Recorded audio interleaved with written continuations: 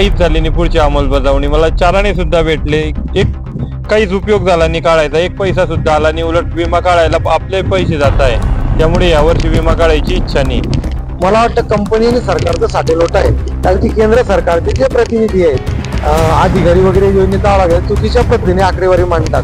मला वाटतं पूर्वी पावसाचा खंड किंवा पाऊस आलाच नाही किंवा पेरणी झालीच नाही किंवा पेरणी झाल्यानंतर 15-20 दिवसांनी 25 दिवसांनी नंतर पीक कापलेल्या अवस्थेत किंवा पीक कापणं तयार होऊन ओलं झालं, अशा पद्धती इतकं छानपैकी होतं. परंतु कंपनीला कुठेतरी पैसे जात होते. त्यामुळे मला वाटतं कंपनीच्या वरच्या अधिकाऱ्यांनी काहीतरी आर्थिक साठेलोट केलं आणि योजनेचे निकष बदलवले गेले. मला वाटतं अधिकारी वर्गाचा अशुद्ध चावटपणा आहे. हवामान आधारितच पाहिजे. स्टिकर बंद केलं मग सर्व नुकसान झालं ना. हवामान आधारित निकषच काढून टाकलं त्यांनी. सरकारनं कुठे बंद करायला पाहिजे. चांगले नियम चालू केले, शेतकऱ्यांना मिळालं पाहिजे. नुकसान झाल्यावरती बरोबर मिळालं पाहिजे, असं काहीतरी तजवीज करायला पाहिजे. नमस्कार, मॅक्स किसानमध्ये तुमचं सर्वांचं स्वागत. मी संतोष सोनवणे. शेतकऱ्यांचं जेही नुकसान होतं त्याचं आता पीक विम्यामार्फत त्याची भरपाई दिली जाते असं सरकार गाजावाजा करतं, पण मात्र अनेक शेतकऱ्यांना गेल्या वर्षी पीक विमा मिळाला नाही. त्यामुळे यंदा जे आहेत पीक विमा काढण्यामध्ये काही राज्यातील अनेक शेतकऱ्यांनी निरुत्साह दाखलाय. त्यामुळे सरकारने सुद्धा याचा विचार करावा. गेल्या वर्षापासून अनेक शेतकऱ्यांनी मागणी केली की आम्हाला पीक विमा मिळावा, मात्र पीक विमा मिळाला नाही. त्यामुळे त्यांना मोठं आर्थिक नुकसान सोसावं लागलंय. माझ्यावर काही शेतकरी त्यांच्याशी आपण बोलणार आहोत. नेमकं त्यांनी पीक विमा काढला होता का आणि त्यांना मिळाला का, नेमकं आता त्यांची भूमिका काय आहे. दादा, तुमचं नाव काय आहे आणि पीक विमा काढलाय की तुम्ही जो कागद दाखवताय, काय याच्यात म्हणणं आहे? मी प्रवीण चौधरी सुद्धा शेतकरी बोलत आहे. मी मागच्या वर्षी उडीद पिकाचा पीक विमा काढला. पीक विमा काढला, काटणीनंतर पाऊस आला. मी त्यांना तक्रार नोंदवली. हेल्पलाईन जो नंबर दिलेला होता त्यांनी, किसान हेल्पलाईन नंबर, त्यावर तक्रार नोंदवली. तिथून त्यांचं बोलणं झालं. त्यांनी मला एक नंबर दिला, म्हणजे तुमची तक्रार फाईल केली आम्ही. आणि त्यानंतर काहीच झाली नाही पुढची अंमलबजावणी. मला चाराने सुद्धा भेटले, एक काहीच उपयोग झाला नाही काढायचा, एक पैसा सुद्धा आला नाही. उलट विमा काढायला आपले पैसे जात आहे, त्यामुळे यावर्षी विमा काढायची इच्छा नाही. कारण म्हणजे आपण विमा काढता, नुकसान झालं त्यांना फोनवर कळवतात, पण मग पुढे जर काहीच उपयोग होत नसेल तर मग काढून उपयोग काय. सरकारचा फायदा आहे तो. आपला जो हप्ता भेटतोय तो त्यांना हप्ता भेटतो, आपल्या नुकसानाचा आपल्याला काहीच मिळत नाहीये. त्यामुळे यावर्षी काढायची इच्छा नाहीये. म्हणजे सरकार असं म्हणतंय, पण मात्र पीक विमा जर काढला तर शेतकऱ्यांना पूर्णपणे भरपाई कंपनी देईल. अनेकदा तुम्ही मागण्या केल्या, तुम्हाला नंबर पण मिळाला असेल, काय झालं त्याचं? काहीच नाही झालं आजपर्यंत. म्हणजे माझ्या खात्यावर काहीच आले नाही, 5 पैसे सुद्धा आले नाही खात्यावर. उडीद पेरलेला होता. किती एकर होता आणि किती? मी 12 एकरचा काढलेला होता विमा. 12चा 12 काटलेला होता आणि पाऊस आला होता. मी कंप्लेंट सुद्धा केली होती, पण काही उपयोग झाला नाही. तर तुम्ही पाठपुरावा केला कोणाकडे? प्रशासकीय अधिकारी असेल, कृषी अधिकारी असेल, कंपनी असेल, जिल्हाधिकारी असेल किंवा राजकीय लोक पुढारी तुमच्याकडे जाते? ते म्हणतात पीक कापणीचा अहवाल आमच्याकडे सादर झालेला नाही अजून. सर्वांचा पीक कापणीचा अहवाल सादर झाल्यावर समजेल म्हणे काय येते, असंच म्हणत होते. ही इथल्या शेतकऱ्याची कहाणी तुम्ही ऐकली. दुसऱ्या शेतकऱ्यांची आपण ऐकू. त्यांचा केळीचा विमा काढला होता. केळीचा विमा तुम्ही काढला होता, त्याचा विमा मिळाला का? काय परिस्थिती, तुमचं नुकसान झालं होतं? मी सध्याचा शेतकरी ज्ञानदेव चौधरी, केळी उत्पादक शेतकरी आहे. मी विमा काढला आणि नुकसान झाल्यावर मी कंपनीला कळवलं. टोल फ्रीवर कळवून कंपनीचा प्रतिनिधी माझ्या बागेत आला, पंचनामा करून गेला. परंतु आजपर्यंत कोणती मेसेज वगैरे किंवा पैसे वगैरे काही आलेले नाही. किती खर्च आला तुम्हाला पीक विमाचा? पीक विमा काढण्याकरता मला 7,000 रुपये खर्च आला. 67 अर्थ मला 7,000 रुपये खर्च आला. पीक विम्याचे जे हेक्टरी 12,000 रुपये असतात, तर माझे 67 अर्थ असल्यामुळे मला 7,000 रुपये खर्च आलेला आहे.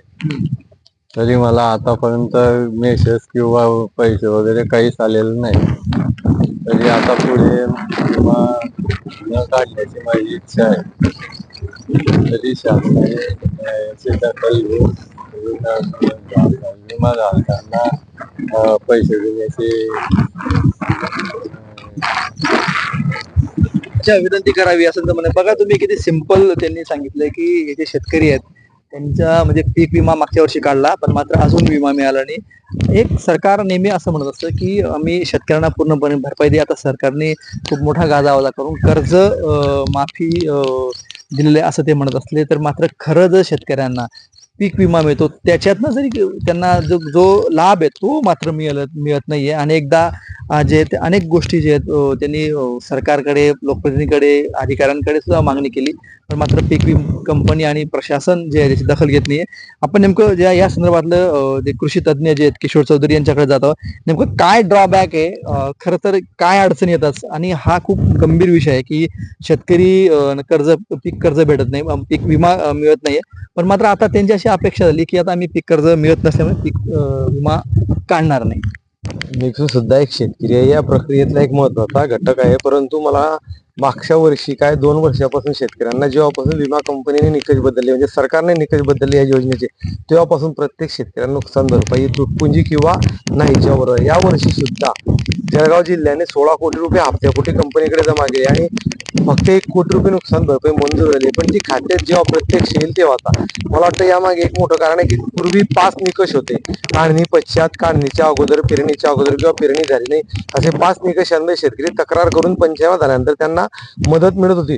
पूर्ण मदत मिळत नव्हती, परंतु ठीक आहे तेव्हा काहीतरी मदत मिळत होती. परंतु जेव्हापासून ट्रिगर सर्व बंद करून टाकले आणि आपल्या कृषी विभागाच्या काढणी पश्चात आपलं कापणी प्रयोगाच्या अहवालावर गेल्या 5 वर्षातली सरासरीनुसार पीक नुकसान भरपाई द्यायची विम्याच्या रूपाने असं ठरलं. तोपर्यंत शेतकऱ्याच्या या बाबतीत पूर्ण योजनेचे 12 वाजले आहे. मला वाटतं जर याचे खरोखर एक आढावा घेतला तर प्रत्येक शेतकऱ्याला 500 रुपये आणि 1000 रुपये थट्टा केलेली आहे. मला वाटतं 27 ने 28,000 आणि 38,000 सोयाबीनला असं संरक्षण असताना जर शेतकरी 500 जमा असेल तर शेतकरी कोणत्या उत्साहाने विमा काढेल.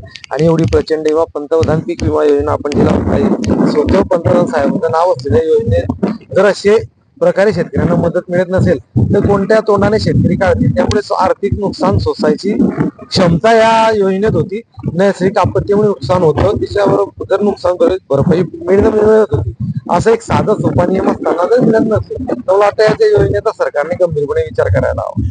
तर तुम्ही एक बोल ट्रिगर पद्धतची पूर्वी जे आहेत म्हणजे 5 प्रकार होते, त्यावेळेस शेतकऱ्यांना म्हणजे काढणी लगेच मिळत होते. म्हणजे जर समजा पेरले तर मिळत नव्हतं, नंतर समजा पेरल्यानंतर पण नुकसान झालं तरी मिळत होतं, पावसाचा खंड पडला तरी मिळत होतं, त्याच्यानंतर कापणीवर काढल्यानंतर सुद्धा ज्यावेळेस पीक आपल्या शेतात पडलंय तरी मिळत होतं. काय असं झालं पूर्वी, काय पद्धत आहे आणि आता काय पद्धत आहे? तेच म्हणतो सरकारने आढावा नेमका या योजनेतून योग्य पैसे मिळतील असा घेतला का पैसे मिळू नये अशी तजवीज केली. कारण की मला वाटतं कंपनी आणि सरकारचं साठेलोट आहे. कारण की केंद्र सरकारचे जे प्रतिनिधी आहेत, अधिकारी वगैरे योजनेचा आढावा घेतात, चुकीच्या पद्धतीने आकडेवारी मांडतात. मला वाटतं पूर्वी पावसाचा खंड किंवा पाऊस आलाच नाही किंवा पेरणी झालीच नाही किंवा पेरणी झाल्यानंतर 15-20 दिवसांनी 25 दिवसांनी नंतर पीक कापलेल्या अवस्थेत किंवा पीक कापणं तयार होऊन ओलं झालं, अशा पद्धती इतकं छान पैकी होतं. परंतु कंपनीला कुठेतरी पैसे जात होते. त्यामुळे मला वाटतं कंपनीच्या वरच्या अधिकाऱ्यांनी काहीतरी आर्थिक साठेलोट केलं आणि योजनेचे निकष बदलवले गेले. मला वाटतं अधिकारी वर्गाचा अशुद्ध चावटपणा आहे. त्यामुळे लोकप्रतिनिधींनी, सरकारने याकडे तातडीने लक्ष देऊन या योजनेत पूर्वीच्या निकषांपेक्षा आधीच सुटसुटीतपणा आणावा आणि एक नुकसान झाला महिन्याच्या आत जर नुकसान भरपाई तरच शेतकरी मोठा उत्साहाने विमा काढतील, नाहीतरी योजना पांढरा हत्ती आणि कंपन्यांचं उखळ पांढरं करणारच ठरेल. खूप सरळ आणि साध्या भाषेत आहे की जी पूर्वीची जी 5 ट्रिगर पद्धत होती ती बदलली गेली. मग असा संशय येतो की बाबा कंपनीचा फायदा हातीच हे सगळं चाललंय का? अनेक अडचणी आहेत. मात्र मागे पीक विमा काढताना हा खूप मोठा घोटाळा पण झाला होता. त्यावर सुद्धा सरकारने ऍक्शन घेतली, पण ऍक्शन घेतली शेतकऱ्यांवर घेतली, अधिकारी आणि पीक कंपन्यांवर घेतलीच नाही. हा एक सगळ्यात मोठा ड्रॉबॅक आहे. कारण ते चुकीच्या गोष्टी सुद्धा नको झाल्या पाहिजे, हा एक महत्वाचा आहे. आपल्यावर दुसरे शेतकरी आता काय पीक विमा तुम्हाला मिळाला का? नेमकं तुम्ही या परिस्थितीत पोहोचले की पीक विमा आता शेतकऱ्यांना निरुत्साह दिसून येतोय. विमा काढल्यावर तर भेटतच नाही. स्टिकर बंद केले तर भेटतच नाही. तिथं अधिकारी येतच नाही आता यायला. आता मागच्या वर्षी मी पण काढला नव्हता, 2 वर्षाला काढला होता मी विमा, तर मला 1700 रुपये भेटले होते. म्हणजे 1 हेक्टर 29 शेती आहे, उडीद पेरलेला होता, 1700 रुपये मला मिळाले होते, फक्त 1700 रुपये. नुकसान पूर्ण खलास झाला होता पाण्यामध्ये, तो कापून हे झाला होता सर्व. 1700 रुपये कुठं? आता यावर्षी काढलेला आहे मी विमा. आता तो विमा काढताना सुद्धा त्याने 100 रुपये घेतले आणि वरती 50 रुपये जीएसटी पण घेतले. हे पण लूटमार करतायत सीएससी सेंटरवाले. आता 150 रुपये घेतले माझ्या एका शेताचे माझ्याकडून, 100 रुपये ते स्वतःचे घेतले, दुसरे विमा काढायचे आणि 50 रुपये जीएसटी घेतली. हे पण बंद करायला पाहिजे. त्यांचं ते पण नियंत्रण नाही त्यांचं. आता काढलेलं आहे, बघू आता काय होतं, काय नाही देता की नाही देत. पण हवामान आधारित विमा पाहिजे, हवामान आधारितच पाहिजे. हे स्टिगर बंद केल्यामुळे सर्व नुकसान झालं ना. हवामान आधारित निकषच काढून टाकलं त्यांनी. सरकारनं कुठतरी हे बंद करायला पाहिजे. चांगले नियम चालू केल्यावर शेतकऱ्यांना मिळालं पाहिजे. नुकसान झाल्यावर ते खरोखर मिळालं पाहिजे, असं काहीतरी तजवीज करायला पाहिजे.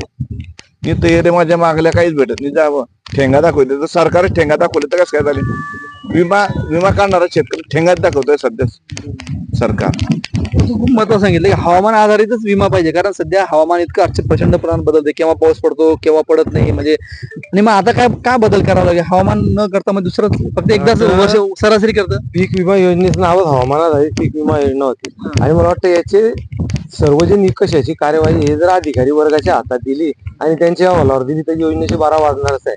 मला वाटतं सुटसुटीतपणा, आता याच्या पुढील काळात सुटसुटीतपणा आणला, तुमचं नुकसान झालं तातडीनं कंपनीवर जबाबदारी असते, कंपनीचा प्रतिनिधी बघून जाईल आणि तातडीनं महिन्याच्या पैसे देण्याची जबाबदारी. एक आज नुकसान झालं, किती टक्के नुकसान झालं त्याच्यानुसार तातडीने वस्तुनिष्ठ पंचनामा करून महिन्याच्या आत पैसे जमा करणे, हे जरी 2 निकष जरी ठेवले आणि पूर्वीचे निकषांप्रमाणे 5 टप्पे ठेवले तर मला वाटतं शेतकरी आजही आनंदाने विमा काढतील. नाही तर हेही निकषानुसार पुढच्या वर्षी, आज तरी थोड्याफार लोकांनी विमा काढलाय, या वर्षी जर नाराजी झाली तर पुढच्या वर्षी एकही शेतकरी विमा काढणार नाही. सरकारला ही वस्तुनिष्ठता लक्षात लवकर यावी आणि या योजनेत तातडीने बदल व्हावे ही सगळ्या शेतकरी वर्गाकडून आग्रहाची सरकारकडे मागणी. बरोबर. काय म्हणाल तुम्ही, आता विमा तुम्ही मागचा मिळाला नाही, मग ह्या वर्षी विमा तुम्ही काढणार नाही. काय उद्युक्ता अशी आली की विमा नको, कारण सरकार म्हणतं की बाबा तुम्ही विमा काढा, तुम्हाला पूर्ण भरपाई देईल. सरकार म्हणतं विमा काढा, भरपाई देईल, पण द्यायला महत्व आहे ना. विमा काढला, नुकसान झालं, त्यांच्याकडे तक्रार नोंदवली, तिकून म्हणजे त्यांनी प्रसिद्धात पण दिला तक्रार नोंदवायला, पण नंतर काहीच जर मिळत नसले तर खिशातले पैसे खाली करेल कोण आणि रिकामा सरकारचा भरणा कोण करेल. आपलं काही नुकसान होऊन सुद्धा जर आपल्याला मिळत नाही तर मग काढायची इच्छा नाही. आता पूर्णपणे नुकसान होऊन सुद्धा काहीच मिळालेलं नाही ना. 3 दिवस एकसारखा पाऊस होता, उडीद कापलं आणि दुसऱ्या दिवशी तयार करायचा होता, त्याच कापला, त्याच संध्याकाळपासून पाऊस सुरू झाला. तर 3 दिवस सततचा पाऊस होता. हो, त्यामुळे नुकसान झालं पण काहीच मिळालं नाही. निश्चित म्हणजे हे एक प्रतिनिधी स्वरूपातले शेतकरी आहेत आणि राज्यात बघायला गेलं तर अशी जर चालली तर पीक विम्यामध्ये शेतकऱ्यांचा भरसा उडेल. सरकारने आणि कंपन्यांनी कुठेतरी याकडे लक्ष देऊन म्हणजे शेतकऱ्यांचा विश्वास संपादन केला गेला पाहिजे. कारण आता एक महत्वाचे म्हणजे हवामान आधारितच पीक विमा दिला पाहिजे असं सुद्धा त्यांचं म्हणणं आहे. आणि आता शेवटची तारीख आहे जनरली, जर अनेक शेतकरी, राज्यातल्या अनेक शेकडो शेतकऱ्यांनी म्हणजे हजारो शेतकऱ्यांनी पीक विम्याकडे पाठ फिरवली, याचं गंभीर स्वरूपात शेतकऱ्यांनी दखल घ्यावी आणि ते काही सुधारणा कराव्या, एवढीच माफक अपेक्षा शेतकऱ्यांची. पाहता मॅक्स किसान.